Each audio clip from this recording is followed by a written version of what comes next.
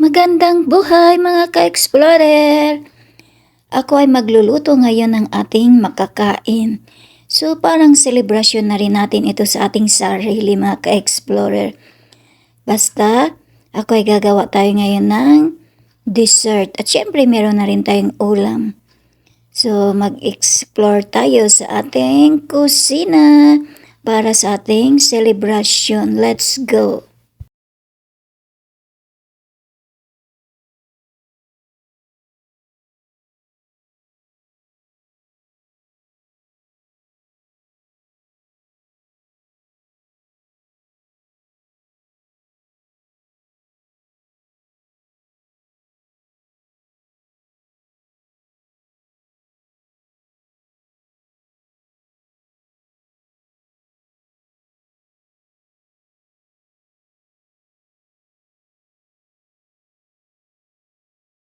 Pinakuluan ko na yung ating macaroni kasi nga matagal yun na pakuluan kaya pinakuluan ko muna siya bago tayo mag-umpisa at ito ay tapos na nga mga ka-explorer.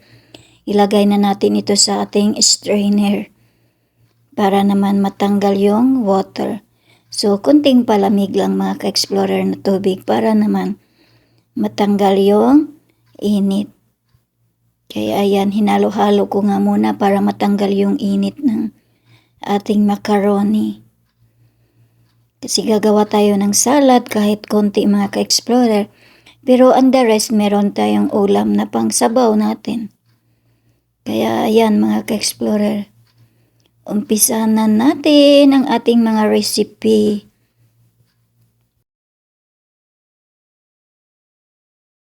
Hinanda ko na rin yung ating casserole para sa ating soup. Kasi gagawa tayo ng ating macaroni soup kahit konti man lang. Ito yung natin parang sopa siya mga ka-explorer. Kasi hindi lahat ng ingredients na ilagay ko. Kung anong ingredients lang meron ako, yun lang ang pinanghalo-halo ko dito mga ka-explorer. Para meron tayong sopas. Kaya ayan, nilagay ko na nga yung iba nating mga ricados.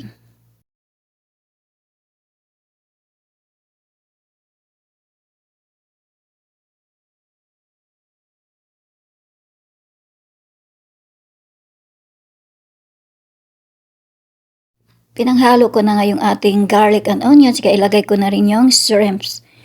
Pasayan nga lang itong natin mga ka-explorer. Kasi wala tayong ibang panghalo sa ating sopas, kundi pasayan lang. Kaya basta meron tayong sopas, okay na yun mga ka-explorer. Ang importante meron tayong makain, di ba?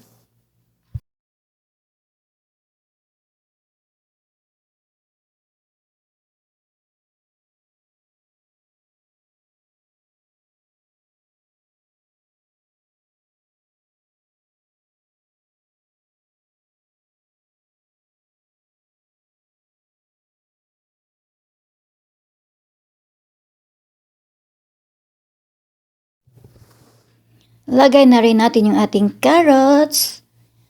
At syempre, yung iba pa nating ingredients. At mix-mix muna. Kasi yun lang naman ang panghalo natin, yung carrots.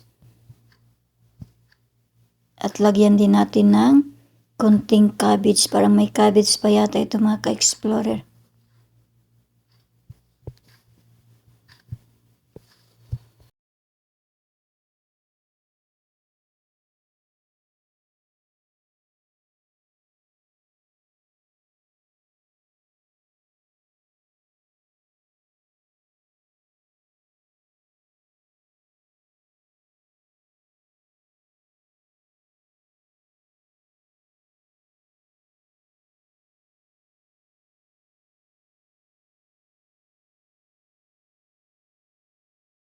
Mamaya na pala yung ating cabbage kaya lagyan muna natin ng water.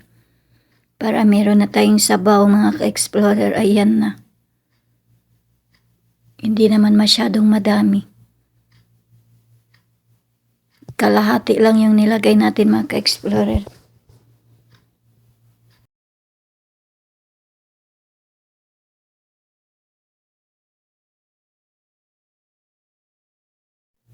Ayan na mga ka-explorer. Talagang kumukulo na yung ating sopas mga ka-explorer. So, luto na rin yung ating carrots at yung ating shrimps. Kaya isusunod na rin natin yung anong iba pa nating mga ricados na ilalagay. Kasi kumukulo na siya, kunting kulo na lang. At isunod na natin yung ating cabbage. Kunting cabbage lang mga ka-explorer. Yung katamtaman lang na kaya nating ubusin yung mga gulay. Kaya ayan na, nilagay ko na rin yung ating macaroni. Kunting macaroni lang din yung nilalagay ko mga ka-explorer kasi yung iba gagawin nating salad. Kasi pag nagluto ako mga ka-explorer, kunti-kunti lang yung mauubos lang natin. Kasi sayang naman kung hindi natin maubos. Walang ibang kumakain mga ka-explorer, tayo lang.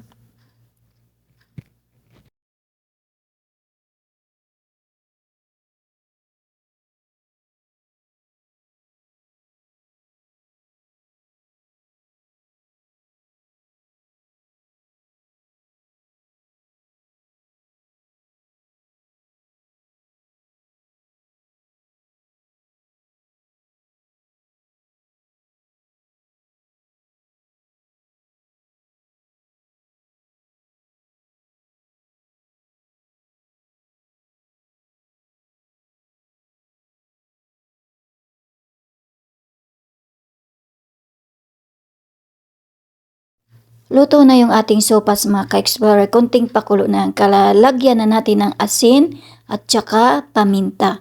Para naman merong pampalasa at masarap yung ating sopas. Kaya kunting mix-mix.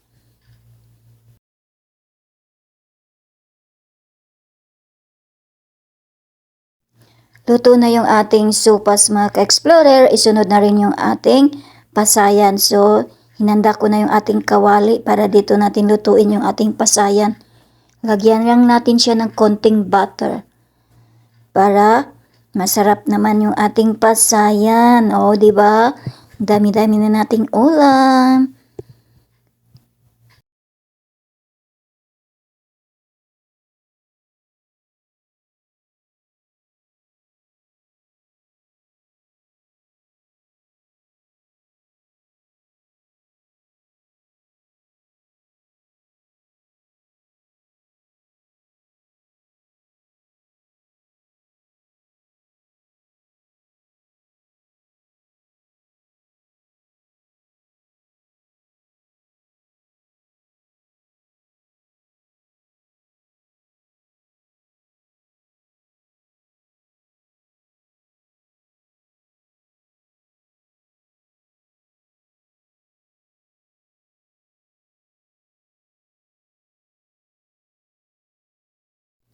Kapag okay na yung ating butter, isunod na natin yung ating garlic. Garlic lang ang pinanghalo ko sa pag magluto tayo ng pasayan mga ka-explorer. Kasi masarap kapag garlic lang ang ilagay. Hindi ko na siya nilalagyan ng sibuyas. Kaya hinanda na natin yung ating lagayan ng ating soup. Ito yung ating thermoware. Kasi masarap ang ating sopas pag inilagay natin dito. Mainit siya mga ka-explorer hanggang sa tayo ay kakain. Hindi siya lumalamig kasi parang thermos ito mga ka-explorer. Kaya ayan ang itsura niya sa ilalim. Kaya pag nagluluto ako ng sopas or soup or kahit na ibang putahe, nilalagay ko siya dito. Mainit pa siya mga ka-explorer kahit hindi pa ako kakain.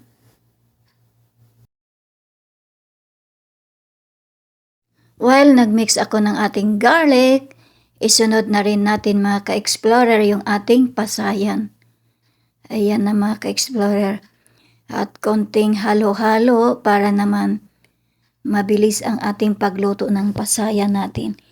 Pag pasayan yung aking niluluto mga ka-explorer, talagang garlic and butter lang yung nilalagay ko. Hindi ako naglalagay ng onions. At nilagyan ko na rin siya ng pepper at saka salt para maghalo yung kanyang lasa. Meron na tayong pampalasa niyan sa ating pasayan.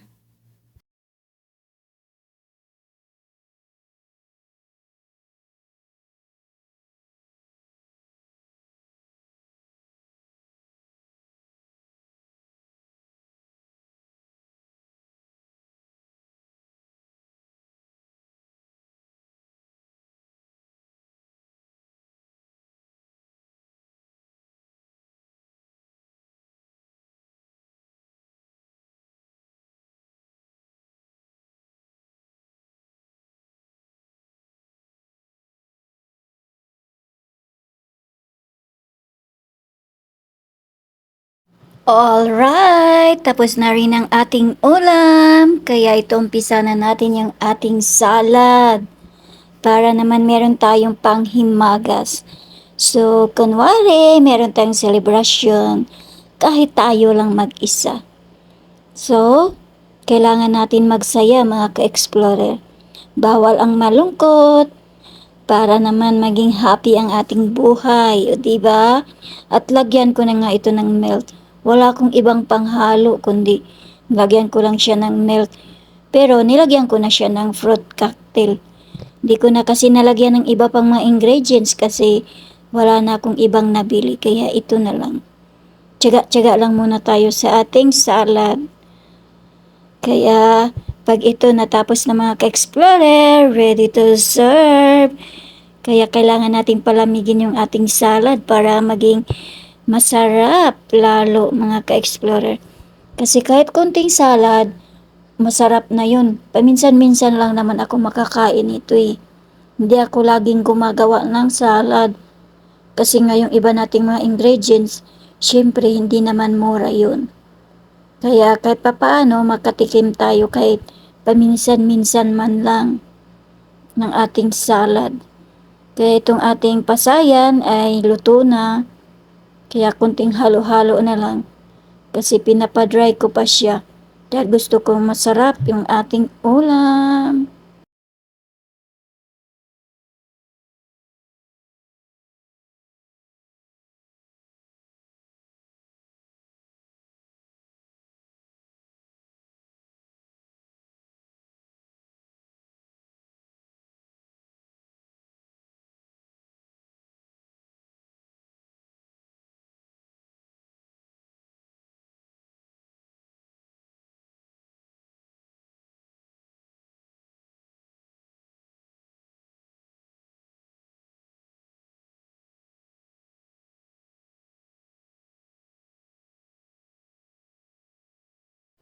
Handa na yung ating pagkain.